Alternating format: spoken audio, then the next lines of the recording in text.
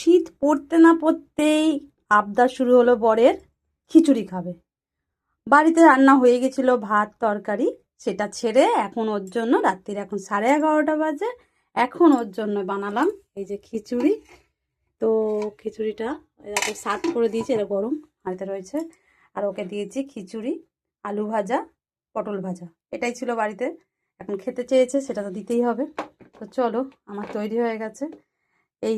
আর এটা ভেজিটেবল সবজি দিয়ে তো দারুণ কালারটাও হয়েছে, দেখো খুব সুন্দর। বেশি সবজি ছিল না বাড়িতে, বিট গাজর আর বিনস কড়াই দিয়ে আর দিয়েছি, আর ধনে পাতা ছড়িয়ে দিয়েছি। তো চলো, দিয়ে এবার আদা জিরে তো দিয়েছি, তো খিচুড়িটা দিয়ে দিই। এই চলে আসো, চলে আসো, হয়ে গেছে, ওঠো। কাঁসার থালায় ঘি দিয়া এই খিচুড়ি, আর এই গরম গরম দারুণ লাগছে, একটা সুন্দর গন্ধ, আর দারুণ লাগে খেতে। কে কে ভালোবাসো অবশ্যই লাইক করে দাও।